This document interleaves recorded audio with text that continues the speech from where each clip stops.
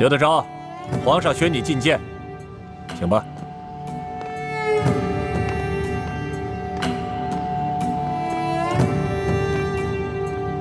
刘德昭，还不赶快跪下拜见皇上？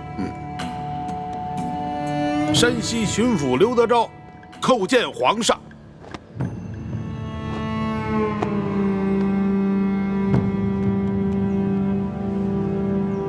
吾皇万岁万岁万万岁！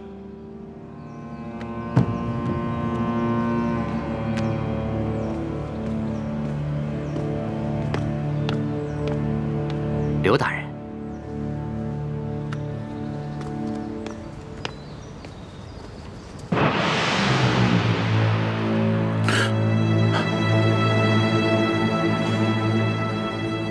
皇上，这些都是龙三弹劾臣的罪状，都是他无中生有所罗织的罪名，无中生有啊！刘德昭，钦差大人与你无冤无仇，为何要无中生有罗织罪名来诬告你？回皇上的话，这龙三向臣索贿不成，所以怀恨在心。他暗中勾结牛角寨上的悍匪，盗抢我府库的官银，还有这龙三，他私刻玉玺，伪造密旨，干涉我山西地方政务。皇上，这一桩桩一件件，臣据查实。皇上，请皇上明察。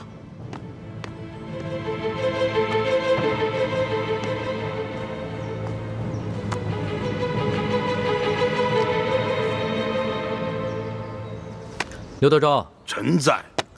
你文才不错嘛，言语之间的逻辑倒也紧密，难怪你能一路升迁，官拜2品。谢皇上圣赞，臣实在是愧不敢当啊。还有皇上，这是龙三私刻玉玺、伪造密旨、盗抢官银的证据，请皇上明鉴。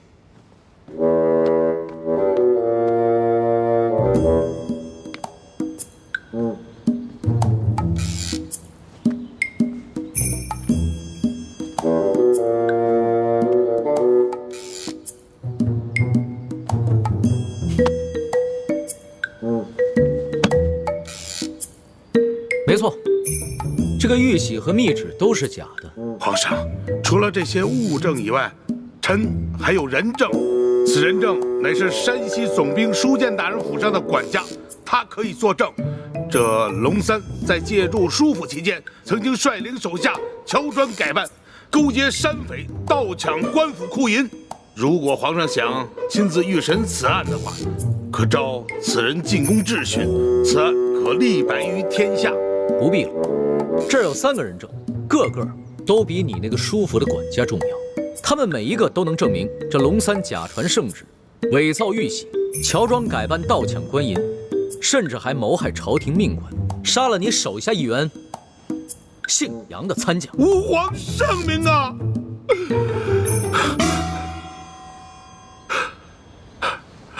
皇上实在是圣明啊，但不知现在那3人现下何处啊？刘大人，别来无恙啊！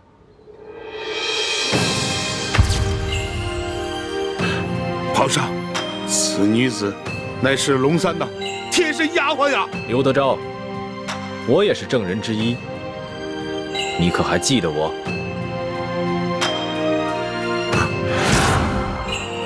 皇上，这个人也是龙三的心腹啊，抢到官银也有他的份啊！皇上，不管他们说什么，你可不要听他们的谗言呀！皇上，何止他们俩有份儿？刘德昭，臣在。你为何不抬起头来看看朕？臣第一次拜见天颜，内心诚惶诚恐，臣不敢直视天威，所以朕让你抬起头来，仔细的看看朕。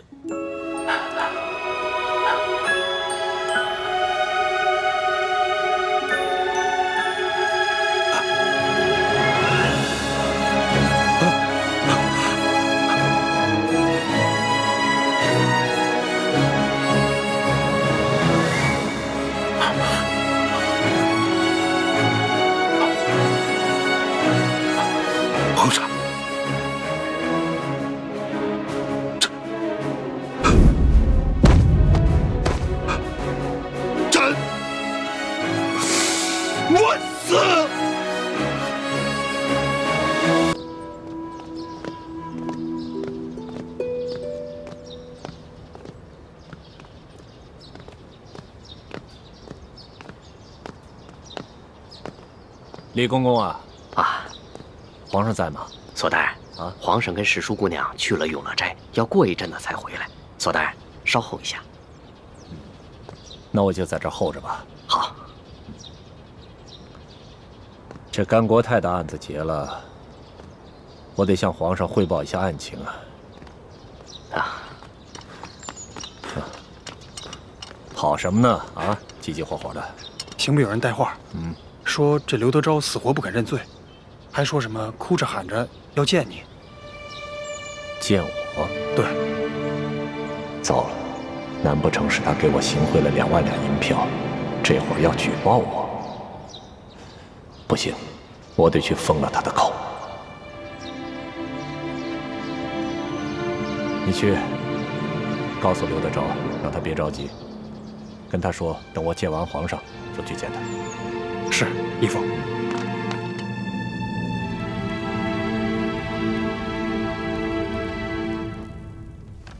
刘德昭，快起来！索大人到了。带去。刘德昭，你到底还有什么事想见本官啊？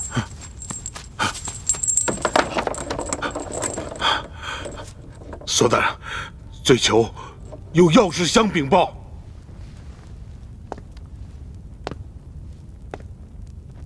你到底还有什么事啊？啊？索大人，罪囚知道，我这次犯的可是杀头之罪啊！可是我仍然想戴罪立功，想换取我那继室夫人秋敏，还有她腹中胎儿的2条性命啊！索大人，你呀，你想的挺美的，你还没想明白呀？自己犯多大的罪你没数啊？啊？索大人，刘德昭，你犯的是诛9族大罪。现在新上任的山西巡抚已经将你的继室裘敏，还有他的弟弟裘贵一干人等全部捉拿了，不日就会押解进京，跟你一起当街问斩。索大人，我知道，我知道，罪囚这次犯的那是逆天之罪呀！可是索大人，我所要举报的，那也是非同小可呀，是关于丽妃娘娘的一个秘密，对于皇后，还有索大人，乃至和顺里整个家族。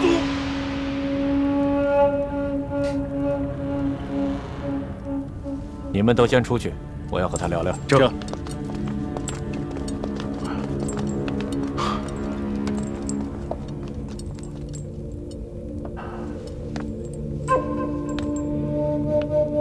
刘德昭，你想好了？若你举报之事确有价值，那本官可以保证，把你夫人裘敏和她腹中的胎儿保下来。这大人呐，我会啊！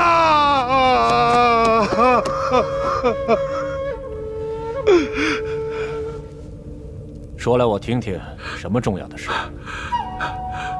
索大人，我所要说的事儿，干系到皇家的体面，我想越少人知道越好吧。他没事，他是我亲外甥。索大人，罪囚说，我听说这舒建之女舒婉心回宫之后，用了没多久，就被皇上封为了丽妃，是吧？是啊，而且现在后宫十分得宠。可说的呢。索大人呐，你可不知道啊，现在正在受到皇上恩宠的，并不是真正的舒婉心，她是假冒的，假冒的。你说舒婉心是假冒的？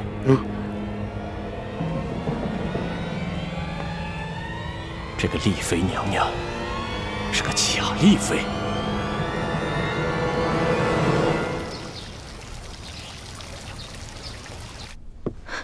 什么？丽妃是被人冒名顶替的？嘘，皇后娘娘千万小声点，别让外面的宫人听见了。这消息可当真？这刘德昭所言可靠吗？这刘德昭意识到自己死罪难逃，一心只想给自己留个后，所以他没有必要在胡言乱语编出这么荒谬的事情来。而且根据丽妃这次出巡的种种表现，她几次三番拼着性命去保护皇上，其胆识不像是普通官宦人家的小姐所为。我看此事十有八九会是真的。而且再往深里去想，这假冒丽妃的人，说不定和李氏兄妹他们都是同一伙人。那这刘德昭手里可有证据？没有，就是因为他手里没有证据，所以他才不敢声张，只是拼着命的想要见我，想私下里和我做个交易。那依三叔所见，我们现在该如何应对？要不要去告诉皇上？万万不可！现在皇上对丽妃宠爱有加，而且此事又关系了皇家的脸面，我们一定要把真凭实据拿到手里，再一举扳倒李氏兄妹，还有这个假扮丽妃的人，不然大蛇不成，反要遭蛇咬啊！那三叔的意思是？现在唯一的铁证就是活着的舒婉心。我会悄悄地派人去趟山西，通知山西新巡抚，让他设法悄悄放掉裘贵和裘敏姐弟俩。我们让裘贵替我们找到真正的舒婉心。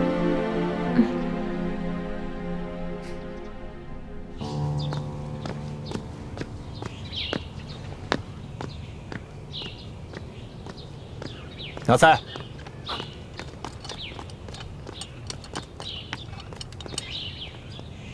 安排一个可靠的人，把这封信交给裘贵，告诉他，只要他能找到真正的舒婉心，便可以戴罪立功。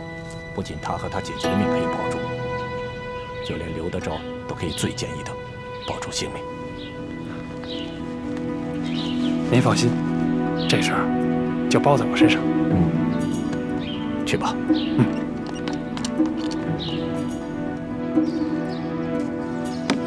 拿去抹药吧。这，李太医，李公公，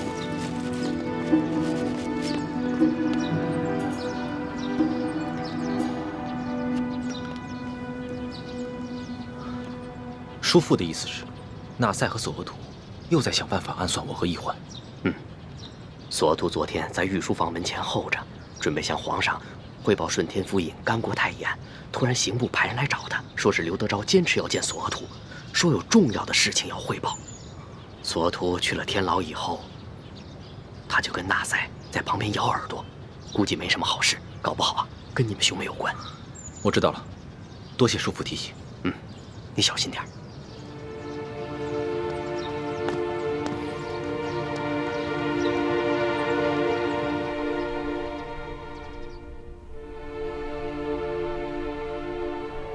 大师兄，我怀疑刘德昭他把我假冒舒婉心之事通给索额图了。索额图早就怀疑我跟易欢另有图谋，如今他肯定怀疑我们三个是一伙的。他眼下不动声色，只是因为除了刘德昭所言，他别无证据。可此事事关皇室颜面，他一定会派纳赛去追寻舒婉心的下落。如果真让他找到舒婉心，那我们就麻烦了。你放心吧，我已经派人去给孟祥和送去了消息，让他和舒婉心一定要小心隐藏行踪。有劳李太医。丽妃娘娘客气了。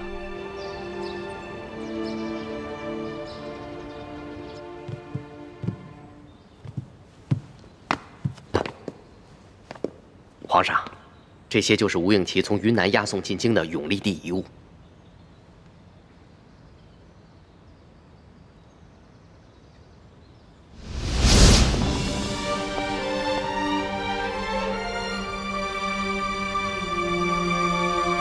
台上跪着的那个男人，还有他旁边跪着的那个女人，你好好的看看他们，记住他们的样子。永远不要忘记。他们是谁啊？我为什么要记住他们的样子，永远都不忘？先别问为什么，听义父说，好好看看他们。这是你第一次看见他们，也是最后一次看见他们。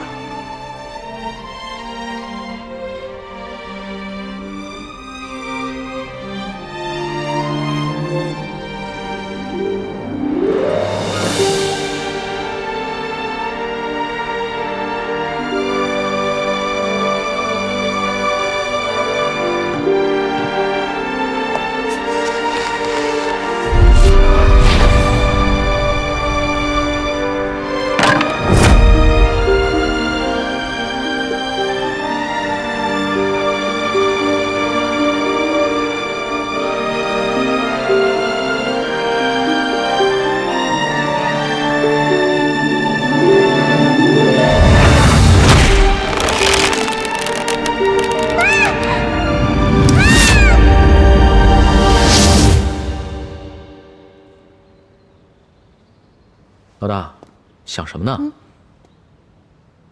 没有，我只是在想，永历作为前明最后一个皇帝，日子一定不好过。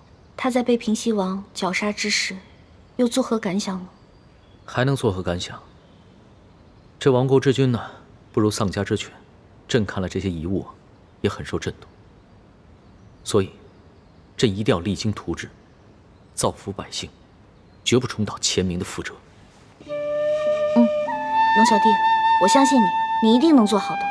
不过，吴三桂他派人夺走了金钥匙，肯定没安好心，你自己得注意点了。相比于金钥匙的真正下落，朕更在意的是，如何以永历帝为镜，做一个真正的好皇帝。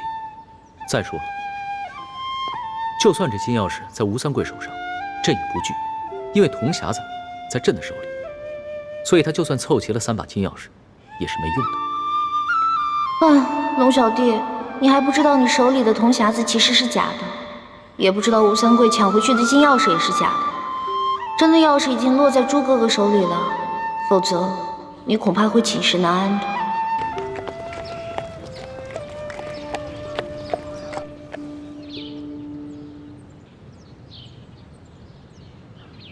这把金钥匙是假的。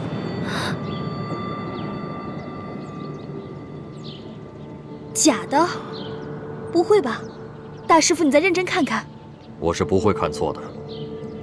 千影，你上当了。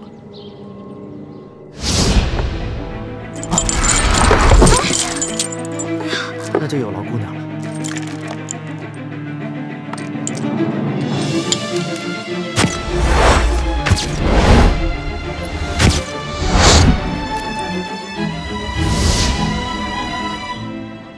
师姐，你会不会被吴应奇那小子给骗了？不可能，吴应奇不知道金钥匙的秘密，他也不知道我接近他是为了金钥匙，所以他不可能放着一把假钥匙等着我去调包啊！你怎么能如此确定呢？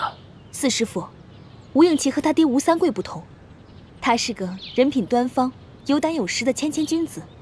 人品端方、有胆有识，还谦谦君子。千影，你对吴三桂的儿子评价挺高的。我说的都是实话。三师傅，其实樊师姐也没说错，这个吴应奇确实是温文尔雅、多才多艺，而且他一路上特别体恤下人，履行善事，而且面对强敌的时候也没有表现出什么懦弱畏惧。其实说真的，如果他不是吴三桂的儿子，弟子我也是真想和他结交的。哼，有其父必有其子。吴三桂这种大汉奸，怎么可能教得出这么好的儿子？倩影啊，画虎画皮难画骨，知人知面不知心。你爹说的对，你千万不要被吴应奇那个小子的外表给骗了。爹，在你眼里，女儿就是如此糊涂无用之人吗？你根本就没见过吴应奇。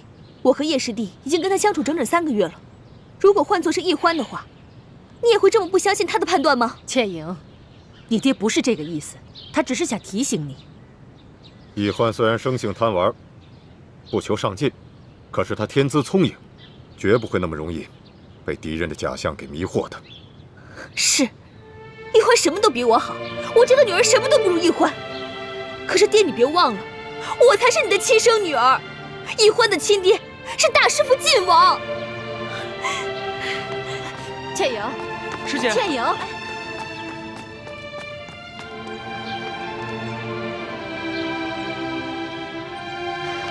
这孩子，你以后跟女儿说话就不能温和一点吗？难怪女儿怪你偏心。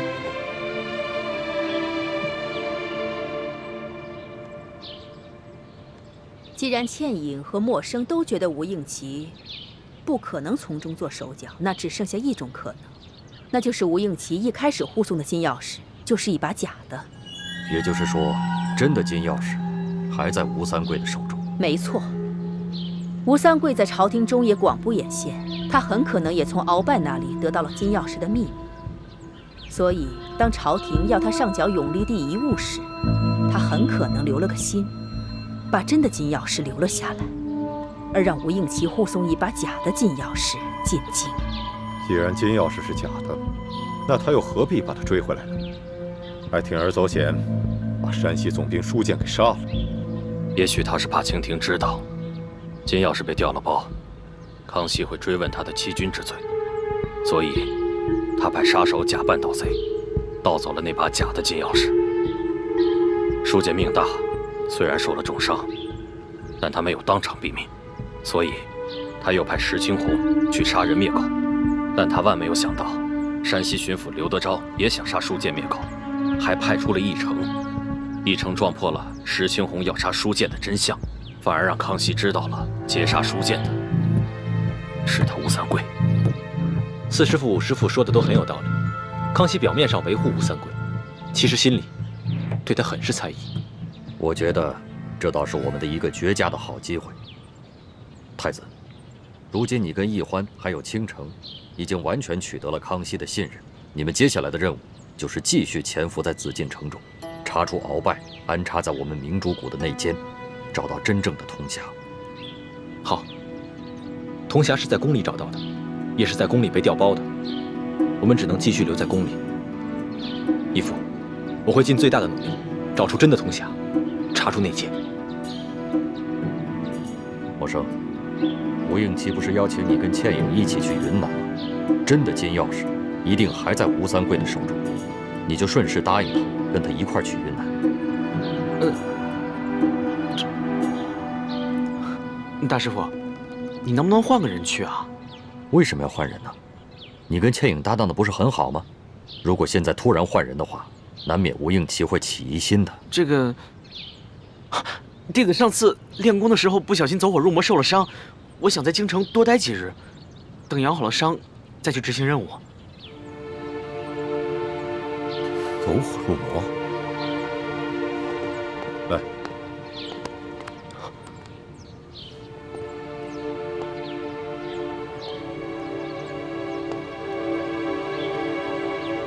默笙的确曾走火入魔，伤及内脏，至今未愈。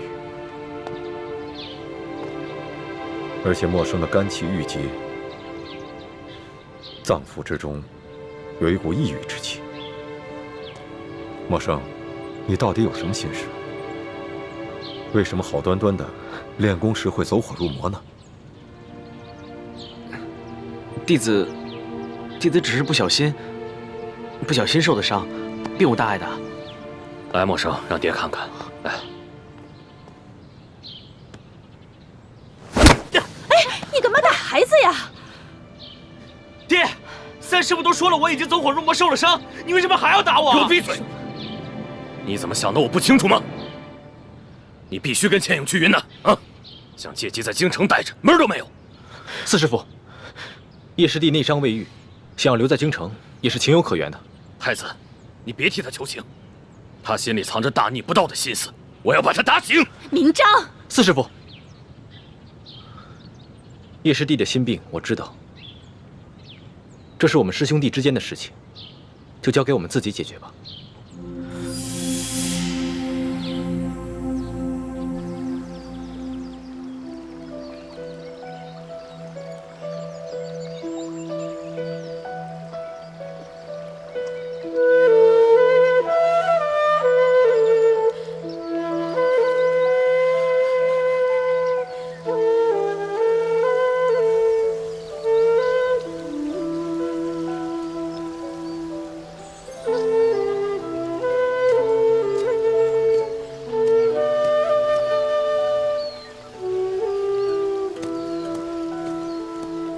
倩影，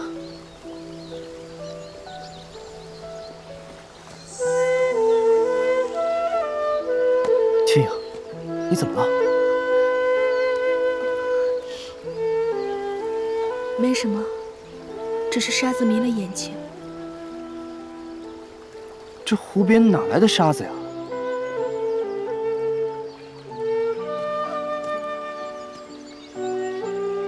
倩影，你是不是遇上什么不开心的事了？告诉我，也许心里会好受一些。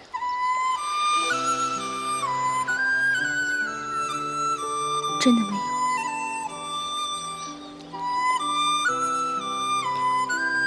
既然你不想说，那就算了。不过人生苦短，我们不应该再纠结那些不开心的事情了，好吗？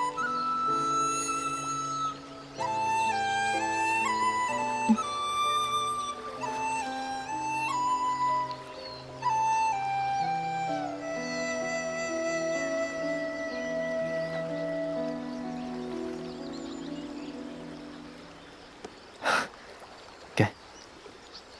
这是什么？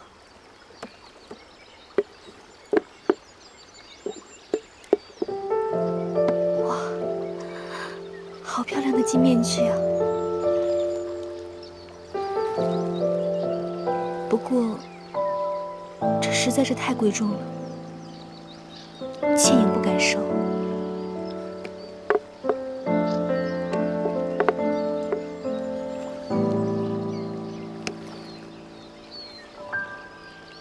倩影，这金面具是我亲自设计、亲自监督工匠打造的，你难道不喜欢吗？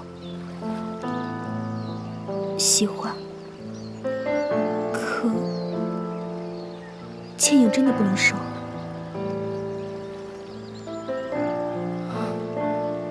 倩影，这是我第一次送你孩子东西，难道直到现在，你还不明白我的心意吗？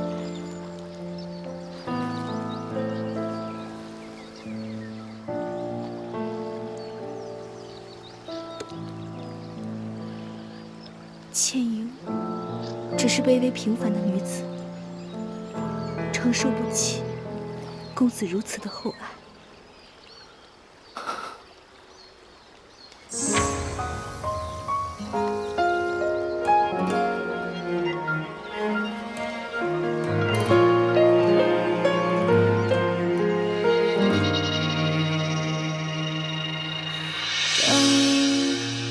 何时天会晴？雨后的世界，一场安静。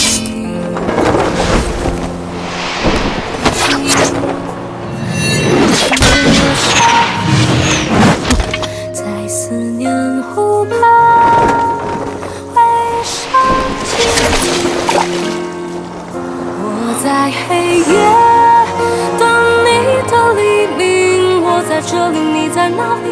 思念不来及，今夕而行。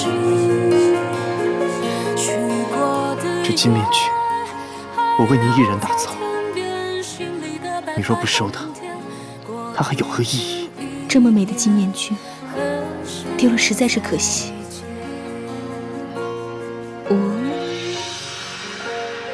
公子直接给我戴上吧。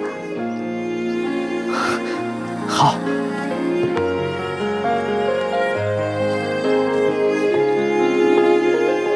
情缠一波，曾经拨弄我的心，久久不能平静。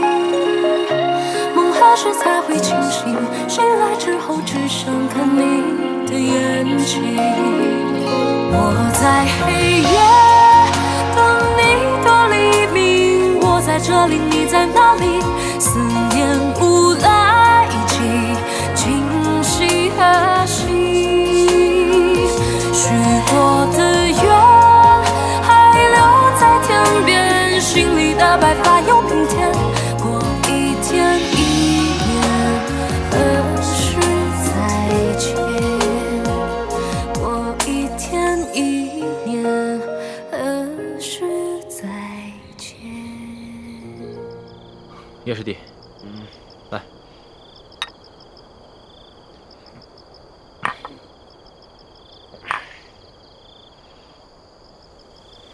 我知道，你为什么想留在京城。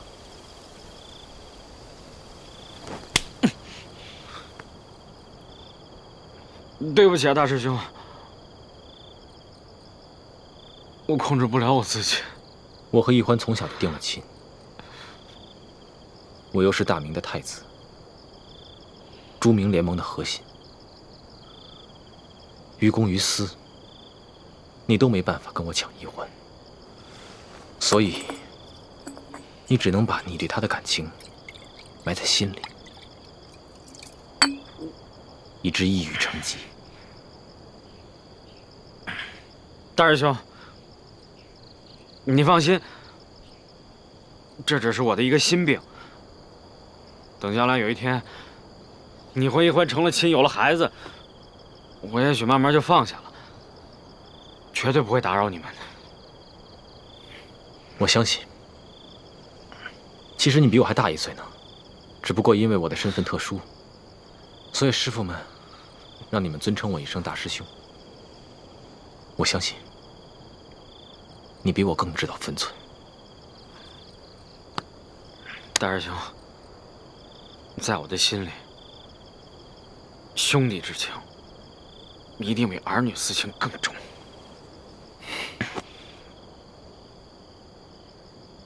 但有一件事憋在我心里很久很久了，我不知道该不该跟你说。既然是兄弟，就应该无话不谈。我在山西照顾小师妹的那几天里，小师妹昏迷的时候，嘴里面一直喊着“朱哥哥，朱哥哥”，还有龙小弟，龙小弟。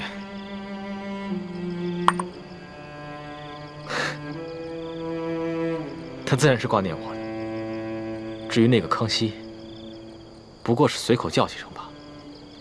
可是那天晚上，我照顾他一晚上，亲耳听见他只叫了7声“周哥哥”，但是却叫了76声“龙小弟”。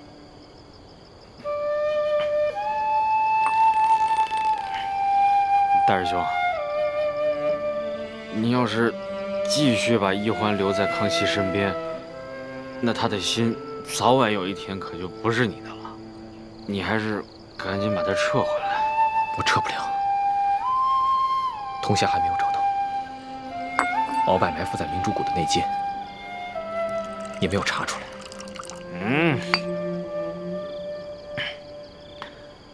如果易欢做了大清皇帝的女人，你纵然光复大明成功了，有什么意义啊？光复大明是我此生最大的责任，可你却是我的命。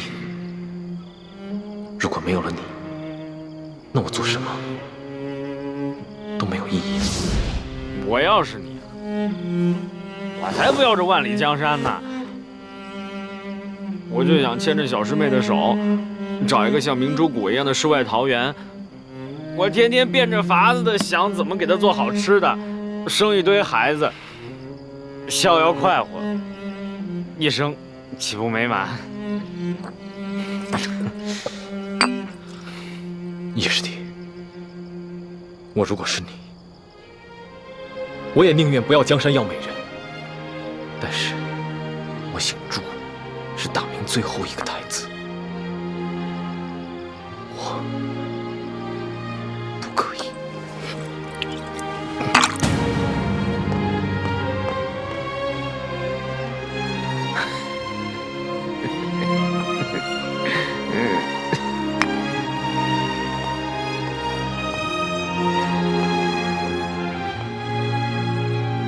大师兄，若是小师妹做了大清皇帝的女人，你纵然光复大明成功了，又有何意义啊？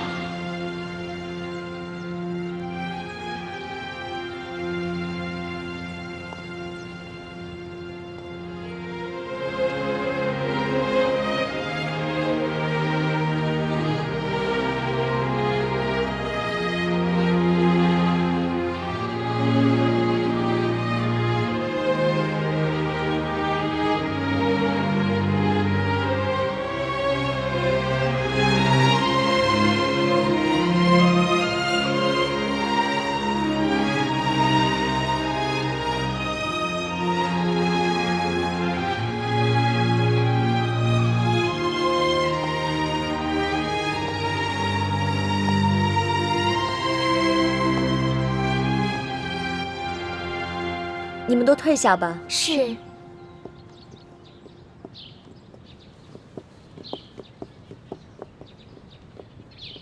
来，快坐下。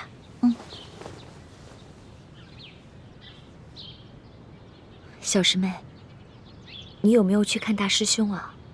他人都瘦了，还变得沉默了。呀，最近他一直在忙着跟索额图查那些贪官污吏，我都好多天没见到他了。他不来见你，你就不去见见他呀？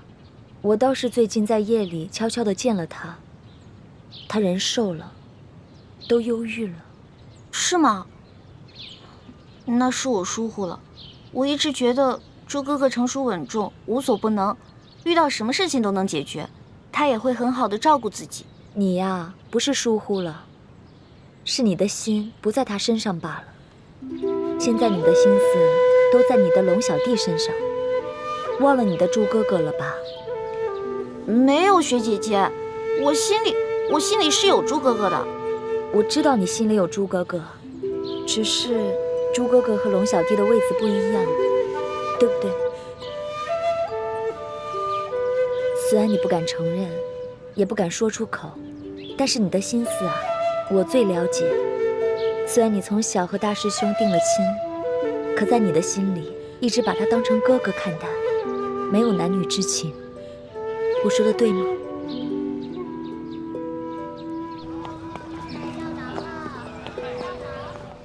您来了，掌柜的，这去肝火明目的药材到齐了没有？都到齐了，全在后院。要不您自己去看看？好嘞，请。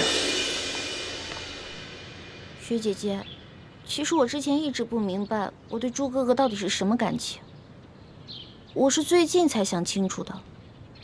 雪姐姐，你是怎么知道的？因为爱一个人，就一定会想要独占他，而你从小就知道我很喜欢大师兄，可你从来不吃醋，还没心没肺的跟我做姐妹，所以我就知道你对大师兄的感情和我对大师兄的感情是完全不一样的。如果咱们俩换个位子，你明知道我和大师兄从小定了亲，却还那么喜欢他，那我一定会很生气啊，就像大师兄会生叶师弟的气一样。雪姐姐，这些话我从来不敢跟别人说，我跟你说完，你可千万要替我保密啊。咱们俩姐妹的私房话，当然要保密，都是咱们的小秘密。其实我是喜欢朱哥哥的，但是就像你说的，我对他的喜欢不是男女之间的喜欢，我喜欢他是因为他从小对我特别好，宠着我，就算天塌下来他也能帮我扛着，让我特别有安全感。但是朱哥哥一心想着光复大明，对我跟他自己的要求特别高，就跟我爹似的，让我觉得特别没趣。我知道，我看得出来。可是从小爹跟各位师长就一直告诉我，我呢是朱哥哥的未婚妻，是将来大明的太子妃。这个称呼就好像是我这辈子最大的责任似的。其实我特别讨厌这种感觉，我不敢说，我又不敢反对，直到我遇上了龙小弟。虽然他是皇上，有的时候我看到他会觉得特别畏惧，可大部分的时候我跟他在一起都会觉得特别开心。他是皇上，但是他有的时候很可怜，我心里想保护他，想照顾他，想对他好。我知道我这样的想法不对，可是我根本控制不住。其实我也一样，我明知道不应该喜欢大师兄，不该对他好，可我还是控制不住我自己。雪姐姐，你说我该怎么办啊？情之一字，最是无解。我也同样苦恼，同样不知该如何是好。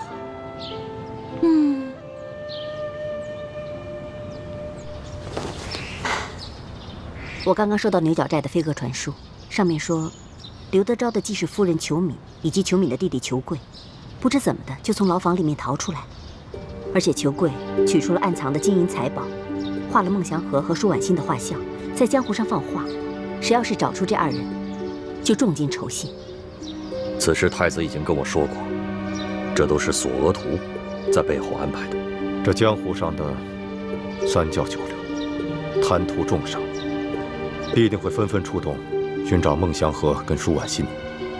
如果真让他们找到了，那青城就危险了。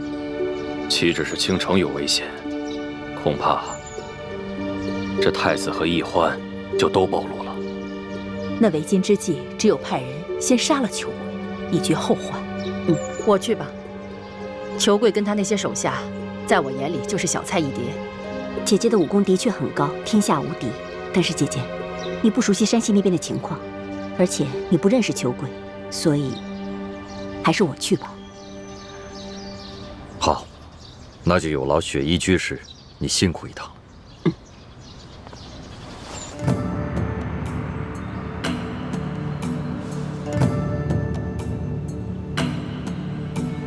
现在已经查实，有259名官员打着抓捕乱党的旗号，贪赃枉法、草菅人命，冒领所谓的功劳，然后骗取朝廷的封赏。这么严重？何止严重，简直骇人听闻。就拿左翼前锋营统领隆德多来说吧，2年前，他还是小小的伪属前锋营侍卫，从五品，正是靠着一连串这样所谓的军功连升5级，摇身一变，变成了现在的正2品5职京官。隆德多朕是知道的，半年前，他捣毁了在京城反清联盟的5个据点，抓捕了50多名逆匪，朕还亲自赏了他1件黄马褂。可皇上有所不知，这50多名逆匪，有近一半是被冤杀的。你说什么？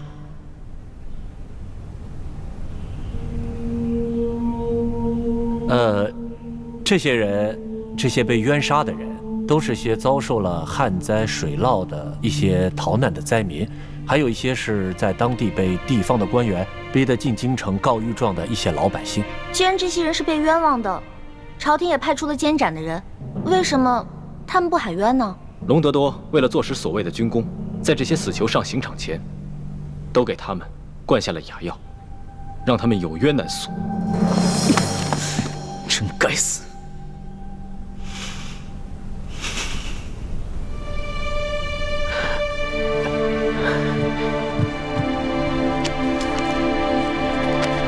皇上，其他官员骗取军功一样是花样百出，还有比隆德多更严重的吗？有，京城护军参领阿必齐。阿必齐？他府上挂的那个国之栋梁的牌匾，还是朕亲笔给他题的字呢。这阿必齐用的和隆德多是相似的手法，一路累计军功，从一个小的不能再小的城门吏，平步青云，如今已官拜3品。他冤杀了多少人？奴才查实的，这阿必齐杀的300多人当中，只有100多人是有过大逆不道罪行的，其他的都是冤杀的。更好笑的是，同样一个人名，却反复被杀了5次，身份一会儿是老妇人，一会儿是垂髫小儿，一会儿是中年男子。怪不得呢，怪不得我一个弱女子都被他们当成乱党逆匪给抓起来了。他们一定听我的口音是外地人，又无亲无故的，所以想拿我的人头去充数。索土，奴才在。把这些查实罪名的官员全部给朕抓起来，送到刑部审理。这。皇上圣明。圣明？你是在嘲讽朕吗？有哪个圣明的君王身边有这么多的贪官酷吏？哪有啊？你刚亲政不久，之前那些烂摊子都是鳌拜弄的，跟你没关系。身为天子，岂可违过于臣子？看来朕必须尽快好好选一选能臣和贤臣，整顿一下朝廷的吏治。龙小姐，我相信你一定可以的。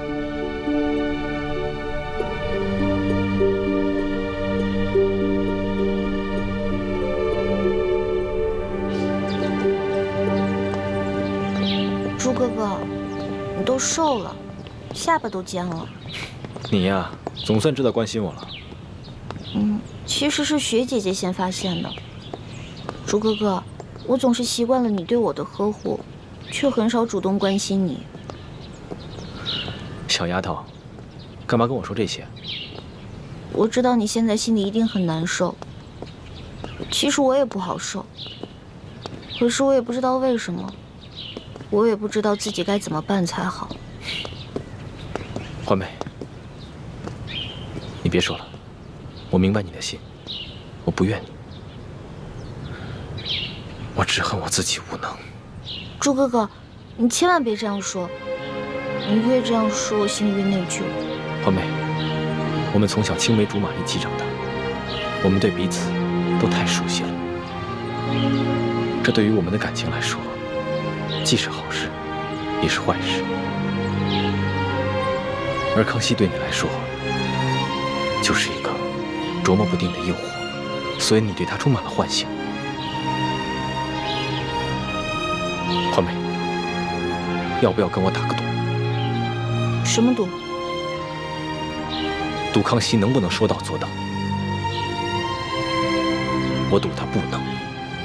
康熙他是个皇帝，而且他最讨厌那些贪官酷吏了，他一定能够说到做到的。好，那咱们这就赌上了。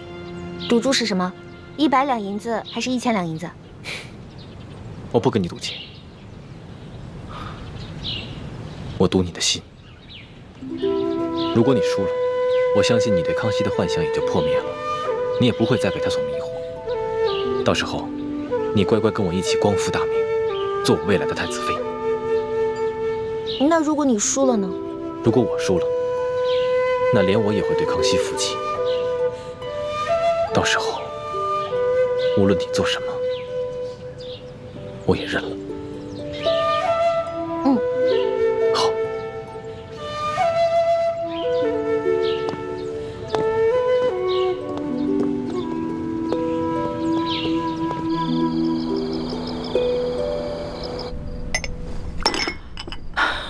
你说什么？皇上，大刀阔斧的整顿吏治，已将隆德多、阿必齐等259名大小官员全部入狱问罪。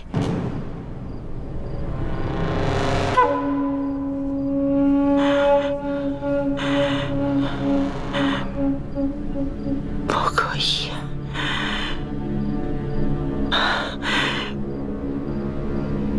不可以，万万不可以！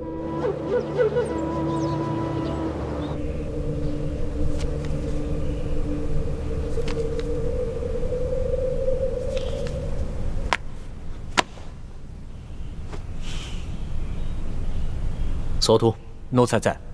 这259名官员罪证已经全部坐实，朕即刻就封你为监斩官，10日之后将他们全部问斩。啊，皇上，全部问斩？怎么？你还要朕再说一遍吗？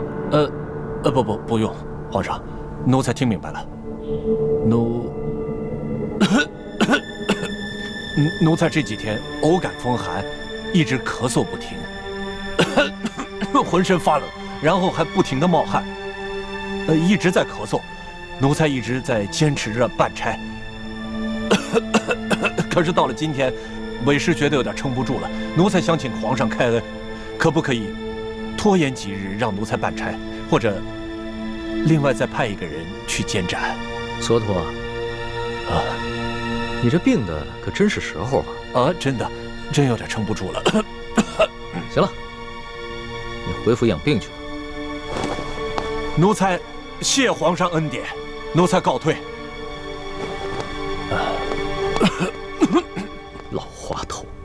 皇上，其实索大人办案倒是很利索，也很有章法，是个不可多得的能臣。只是他没想到，皇上会如此严惩这些贪官污吏。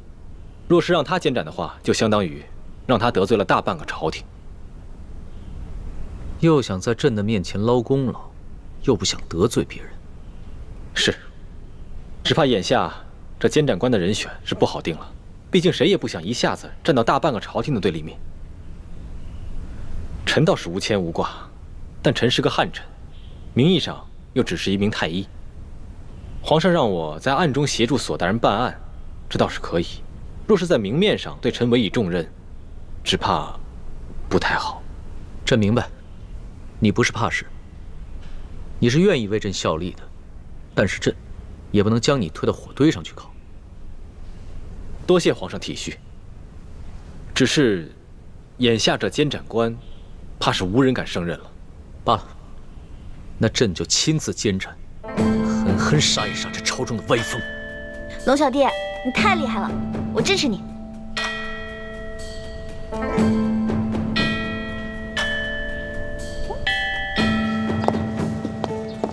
哼，朱哥哥，怎么样？我都说了吧，康熙是个好皇帝，是个励精图治的好皇帝。现在就下结论，未免太早了吧？如果康熙真的有魄力，把这259个贪官酷吏的头都给砍了，那我就认输。好啊，那就再等时日看看。好。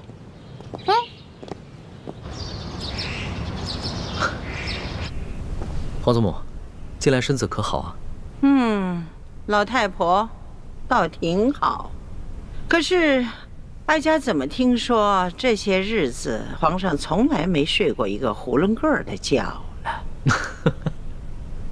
皇上虽然年轻，也不能太疲劳。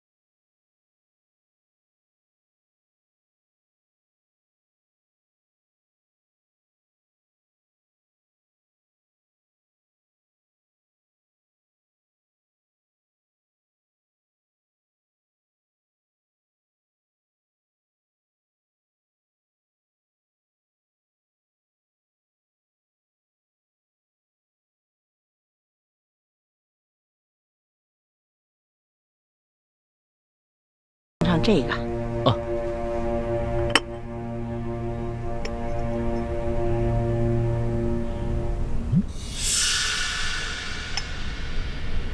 其味如何？皇祖母，这杯参茶，汤色清澈，可是药味就没那么浓了，提神的效果也没那么好。是啊，水至清则无鱼嘛，浑水养鱼呀。皇祖母，您老人家似乎话里有话呀。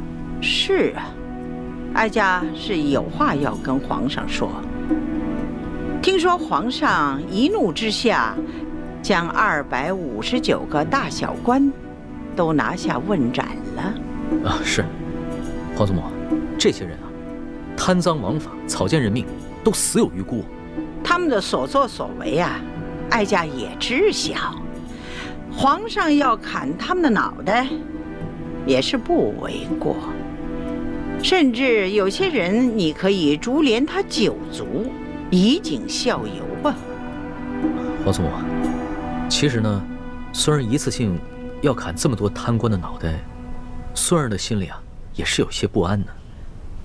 多谢皇祖母的支持，孙儿这样就可以放手施为了。哀家呢，自然要为皇上仔细的打算，全力的支持皇上啊。只是哀家老喽，说上10句话，皇上未必能耐心的听上1句呀。孙儿听出来了，皇祖母是在埋怨孙儿自作主张吧？皇祖母，咱们祖孙心连着心，你要是有什么话，就直说好了。皇上可知道，那左翼前锋统领隆德多的娘家是谁吗？知道。这隆德多的祖母和皇祖母是堂姐妹，皇祖母可是要给隆德多求情，饶他一命。哀家为他求情，并不是为了亲情。皇上，你要知道，你擒拿鳌拜，为什么被鳌拜收买的那些守军没有异动？为什么鳌拜私下集训的那些亲兵没有起事？难道这件事情和隆德多有关？隆德多实际上是哀家安插在鳌拜身边的一个棋子。他为了取得鳌拜的信任，大肆的诛杀对抗朝廷之人。这些人有的是该杀，有的是错杀。可这也是不得已而为之啊！在你擒拿鳌拜之时，隆德多他借口清查乱党，在京城实行了宵禁，让鳌拜的叛军无法出动啊！这才让你在宫中擒拿住了这个鳌拜呀。皇祖母，这些事情，您为什么不早点跟孙儿说啊？皇上，你虽然年轻，但是呢，你许多事情很有主见，未必会赞成哀家的某些手段，所以哀家呢就隐瞒了。好吧，那就算隆德多将功折罪，夺取爵位，革职为民吧。多谢皇上给哀家这老脸，那就恕哀家倚老卖老，要多向皇上讨几个人情了。皇祖母请说。皇上知道这朝堂的背后可是盘根错节呀，牵一而动十，牵十而动百。你还太年轻，而皇祖母已经经历了3代的兴衰呀。皇祖母不得不为你想得周全一些。皇祖母的意思是？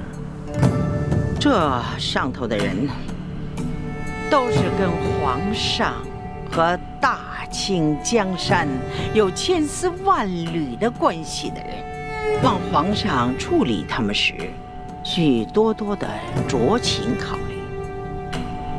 这些画圈的，不妨就最简易的；这些画勾的，最好是立即释放。只有这画叉的，则立即斩除。皇祖母啊，这孙儿啊，不是皇祖母一定要干政，皇祖母不过是一介女流罢了。这黄土都已经埋到脖梗上了，还为什么要跟自己的孙儿过不去呢？你要相信，皇祖母的所作所为，都是为了皇上，为了这来之不易的大清国呀！皇祖母切勿伤怀，在这世上，皇祖母自然是孙儿最信任之人。你明白这一点就好，孙儿啊。皇祖母知道你现在整顿吏治，但是你不能够急于求成啊！这欲速则不达呀！这病重之人下不得猛药。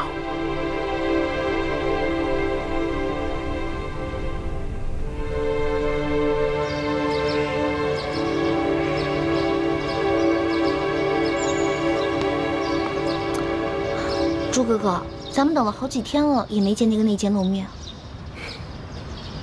还不是你上次打草惊蛇了？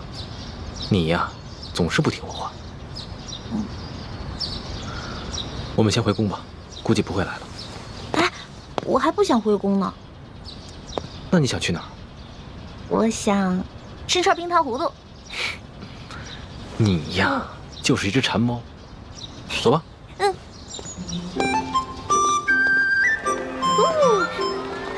你慢一点，别转晕了。你要吗？不给。哎，这哥哥。小听说啊，来这个地儿试一下，怎么样？不错吧？今天这天还真不错。是啊，我介绍的地方能错吗？哎，你这鸟的品种不错啊，我可是花大价钱买来的。哎呦，是吗？哎，我告诉你们，我还知道一家小店，那里的姑娘弹的一手好琴，那小曲儿唱的，哎呀，可了不得。是吗？是啊，这跟你们说，心痒痒的。哎，这样下次看看呀，我来做东，咱们一块玩啊。哎，朱哥哥，那不是隆德多吗？难道我眼花了？你没看错，为首那个是隆德多，跟在他身后的那个是阿比奇。怎么可能呢？他们现在不是应该在天牢吗？3天以后就问斩了。很明显，事情出现了变故。环美，看来你赌输了。不可能，一定是他们向索额图行贿，所以索额图把他们放出来了。索额图不是要钱不要命的人，而且，就算他们私自被放出了天牢，怎么可能无缘无故大摇大摆地出现在这里？不可能，龙小弟不会出尔反尔的。文梅，别傻了。像隆德多、阿比奇这样的贵族子弟，就是爱新觉罗氏的鹰犬。就算这些鹰犬偶尔咬错了几只驯鹿野兔，那对他康熙来说，也不是什么大不了的事情。但是，一旦他失去这些效忠的鹰犬，那他的皇位就不稳了。不可能，龙小弟不会说话不算数的，他不会骗我的。文梅。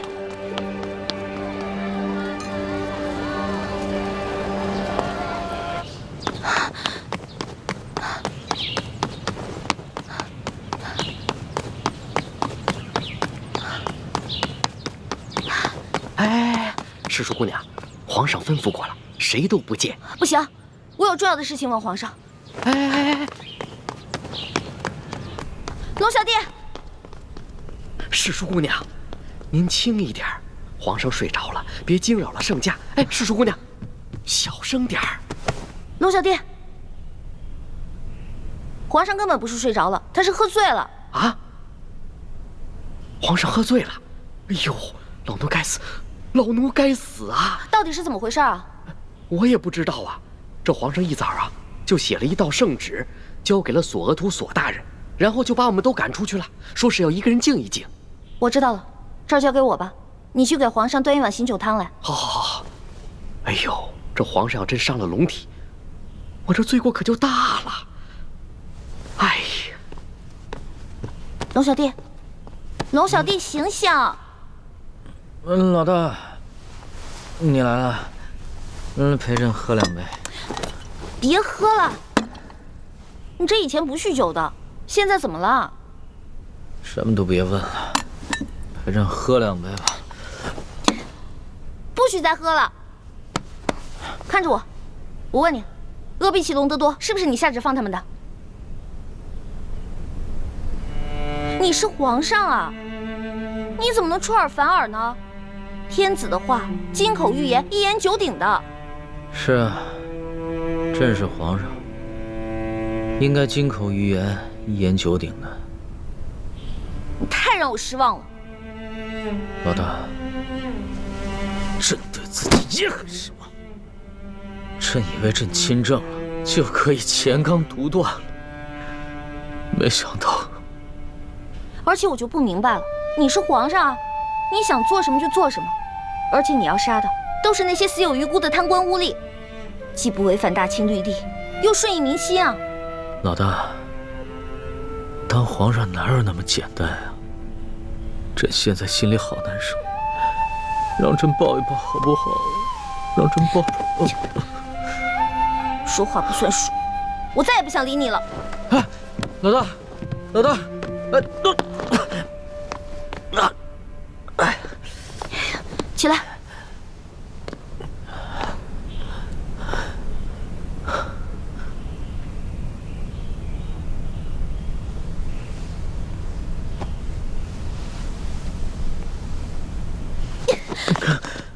你就是个大骗子，我再也不想理你了。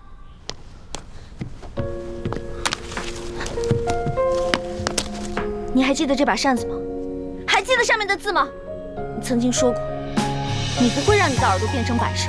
可是如今我才知道，你不仅是一条装聋作哑、没脚没爪的龙，你根本就是一条虫。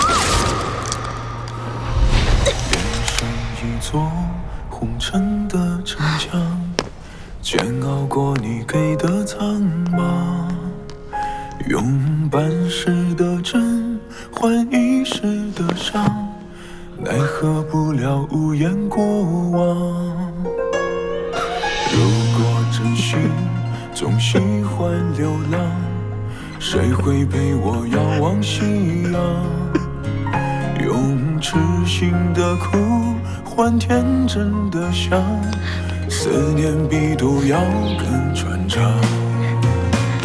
我不能和你在一起，相遇是最痛的别离。如果我不是就是我要的意思。你要记得曾经答应过我的那些话：消除贵族特权，革除积弊，整顿吏治，让全天下的老百姓都过上好日子。好，我答应你，这个利息我一定还。一言为定。一言为定。盖章。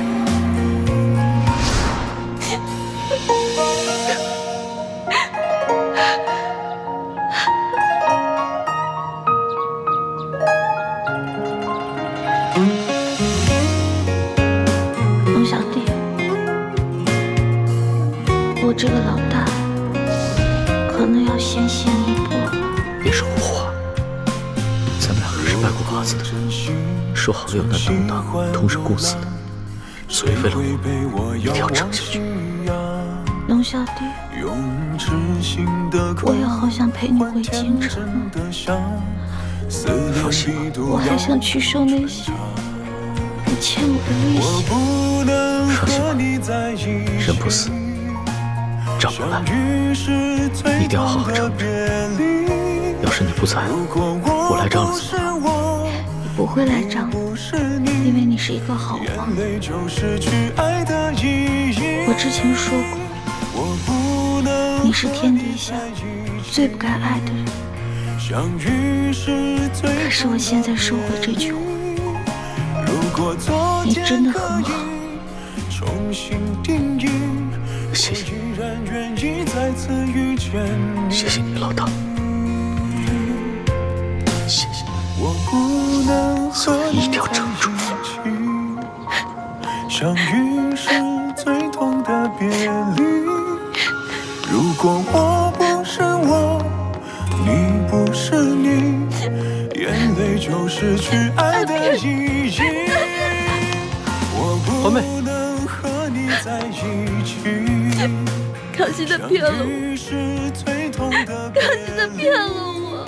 如果昨天可以重新定义，我依然愿意再次遇见你。如果昨天可以重新定义，我依然愿意再次遇见。朱哥哥，我输了。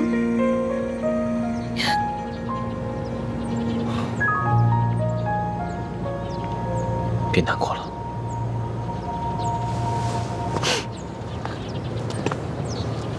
环美，我早就说过了，康熙在微服私访的时候，考虑的或许真的只有百姓。可他一回到这紫禁城，回到金銮殿，考虑更多的是他的皇位。朱哥哥，我问你，如果有一天你当上了皇上，你会不会跟康熙一样，在你心里最重要的是黎民百姓，还是你的皇位？你要说实话，不许骗我。如果有一天我做了皇帝，康熙没能做到的，我都能做到。你说的是真的吗？我永远不会骗你。我跟康熙不一样，他从小生长在宫里，而我从小生长在民间。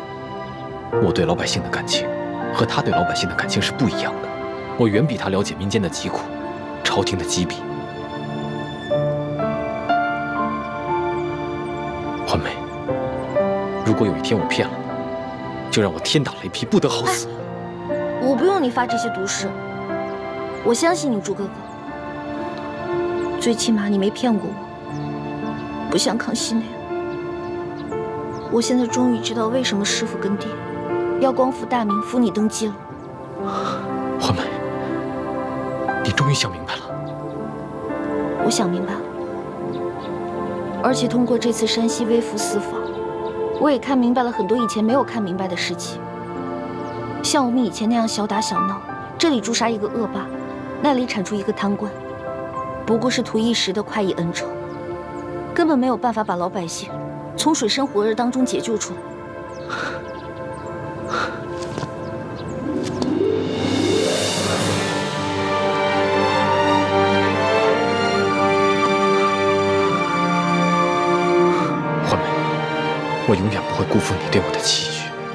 我希望你也不要辜负我对你的感情。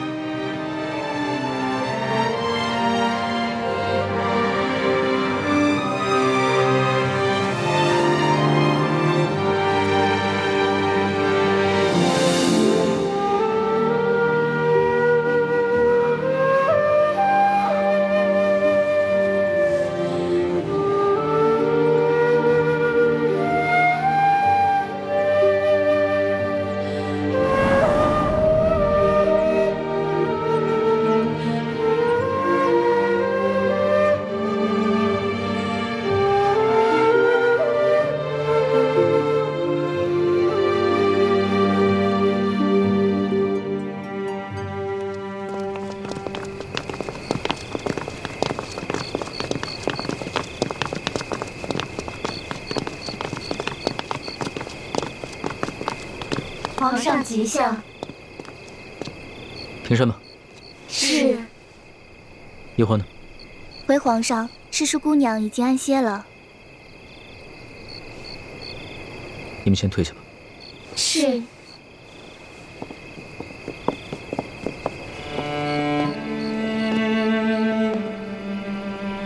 老大。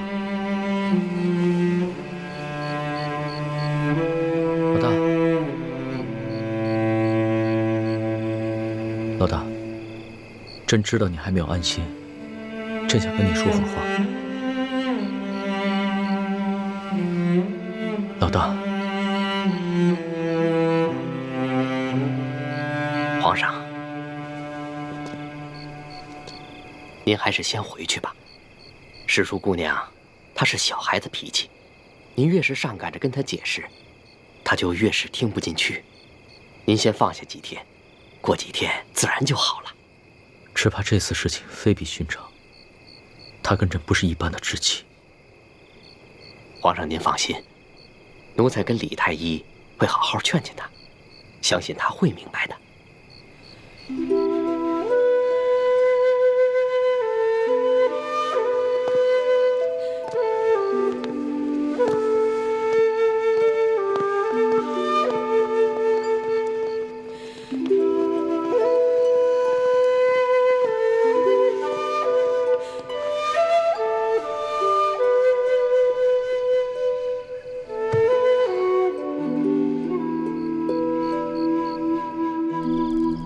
真没想到，康熙会临时改变主意。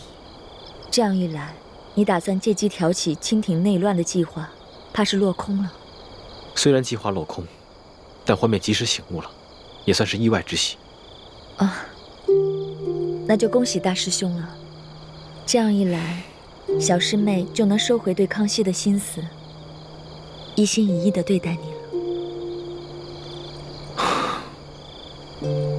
只怕这付出的感情，不是说收回就能收回的。但愿吧。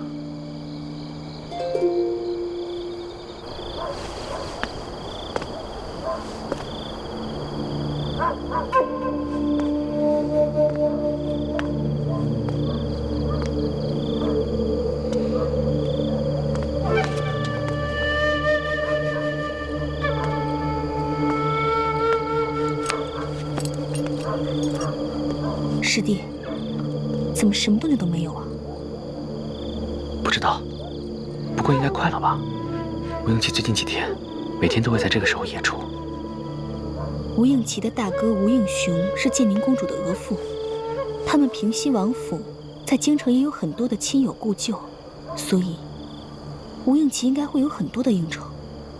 哎，应酬肯定是有，但没准儿他还有什么其他的计划呢？师姐，我觉得三师傅说的对，我们还是应该提防一下吴应奇，别被他的外表给骗了。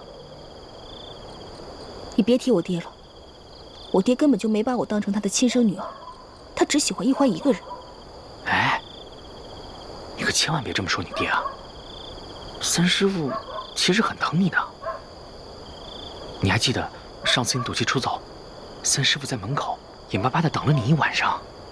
哎呀，哦，对了，还有你脸上的伤，三师傅其实一直都在为你寻找那些珍稀的药材，为你配置那个什么冰肌芋圆糕，还有小师妹，其实她心里也一直觉得挺对不住你。好了，你别说了，我不想听。好，我不说了。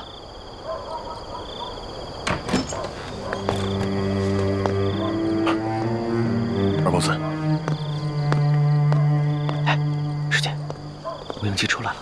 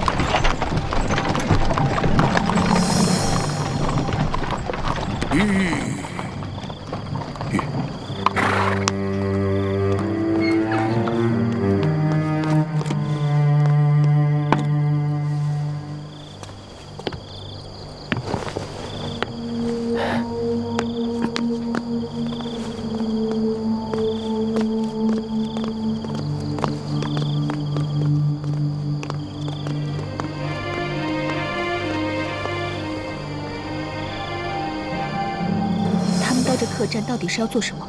应该是见什么人吧。师姐，你在这守着，我跟进去看一下。嗯。